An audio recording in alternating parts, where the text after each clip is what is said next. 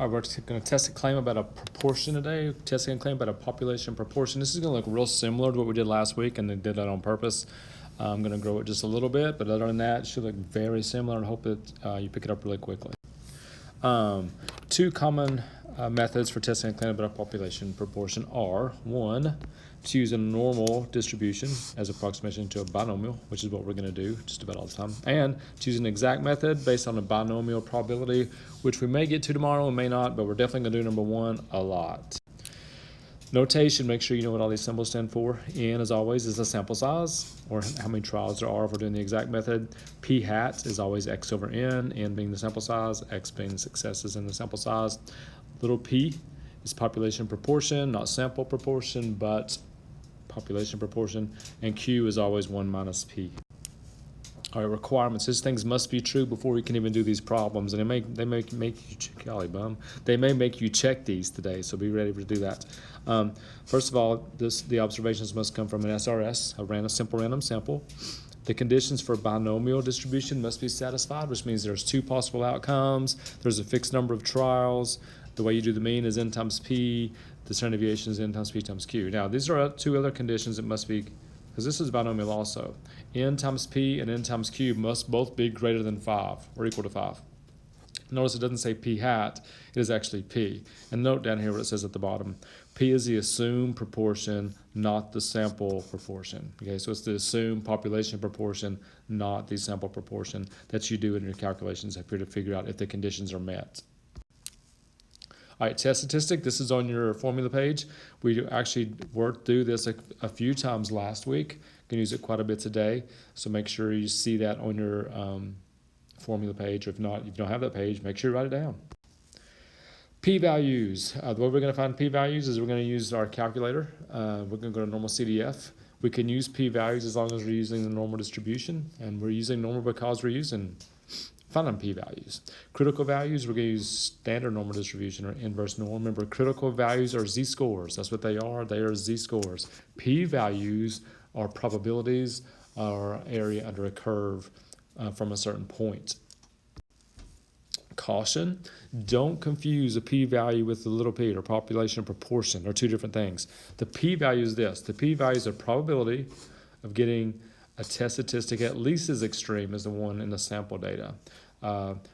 Little p, of course, not p-value, but little p is population proportion. Let me show what I'm talking about with the p-value here real quick. The p-value, once you find your test statistic, like right here, I don't know if you can see this, let me kind of draw on here. The test statistic here is 1.57, that's right there, that's 1.57. So your p-value is actually all the area past that. It's the extreme, at least as extreme as 1.57 and past. If the t-value would have been over here, let's say it'd been over there, your critical value, your p-value would be all the area under there, the probability, which is the area under the curve. So hopefully you see the difference there. The p-value is actually the area or the probability under the curve, and the little p is just stands for population proportion.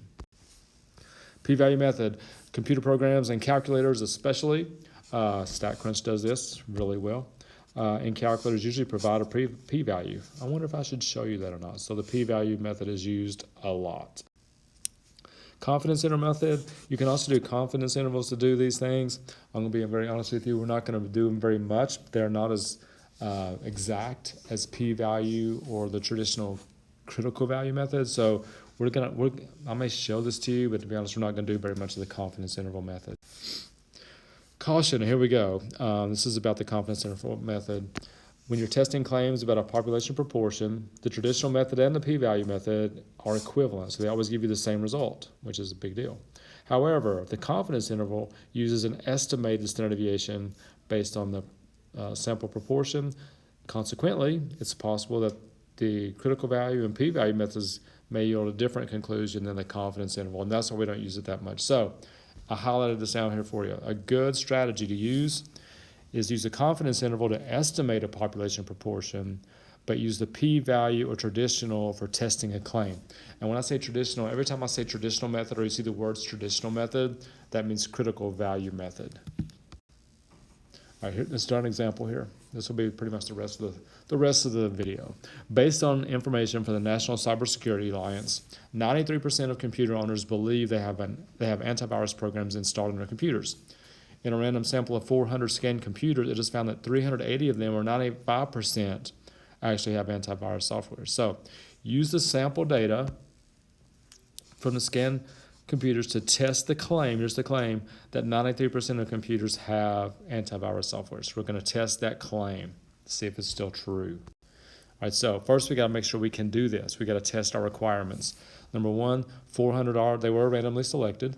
Number two, there's a fixed number, there are 400, and it's two categories, which means either has one or doesn't have a program, antivirus program. The requirements, if you do n times p or n times q, I did that right down here. They're both greater than 5. One of them is a lot bigger than 5, so that's good. Okay, now the p-value method. The original claim is this. Original claim is p is 93% or 0.93. So the opposite of that is it's not 0.93 anymore. So if we write our ho-ha, we write it just like that. P-value method for the significance level, we're going to select alpha as 0.05. Now think about this, it's a two-tailed test because it's not equal to. And because we're testing claim about a population proportion, the sample's statistic relevant to the test is p-hat, which is a normal distribution because we're doing proportions here, so we're doing a normal distribution. All right, got to find the test stat, so I plugged all my stuff in my formula. There's my p-hat. Remember, to find p-hat, you do x over n. There were 380 that had it out of the 400. You can go ahead and change it to a decimal if you want to, it'd be a lot easier. Minus regular population proportion. And inside here, don't forget this right here, that's population proportion, so not the p-hat. And I got 1.57. That is my test statistic. All right, so what I did is I found the test statistic on my graph here. And it was right here, 1.57. You can see where it is. It's like right there. It's a 1.57 test stat. Now the p-value is the area past the test stat. Okay, the area or probability that is past the test stat. But because this is a two-tailed test, you got to multiply. So when I found the area, I got 0.0582. But then you have to double it because it's a two-tailed test. And we got 0.1164, which obviously is not less than 0.05. So because the p-value is greater than our alpha, we reject the null. Now here's how we're going to say it. You should be good at this by now. And remember, the null was the claim. So what we say is we've failed to reject the claim, not the null, that 93% of computers have antivirus software. Okay, that's good enough. We conclude that there is not sufficient sample evidence to warrant rejection of the claim that 93% of computers have antivirus. Either one of those sentences are good. Both of them are even better, but that's just a great way to say it. Okay, the critical value method or the same method. Now, notice what it says. Steps 1 through 5 are exactly the same. All right, now here's the only thing that's different. It's not much different. What I did first is I found, because I knew alpha was 0.05, and it's a two-tailed test, I broke the 0.05 into two pieces, 0.025 on both ends. And what I had to do then, I had to find my z-crit for right there. What value is my z-crit? My critical value. That's what's called the critical value method. And the critical value is 1.96 and negative 1.96. Well, don't forget what our test stat was. Our test stat's 1.57, which hits about right here, all right, which is not inside our rejection. Remember, those zones right there, those are rejection zones. That's where we reject the null, is when it's in there. This 1.57 is not in the rejection zone. So, because the test stat does not fall in the critical region or the rejection zone, we failed to reject the null, and we can write the sentence the exact same way because we got the exact same conclusion. So the critical value method and the p-value method will always give you the exact same answer, and that's a big deal.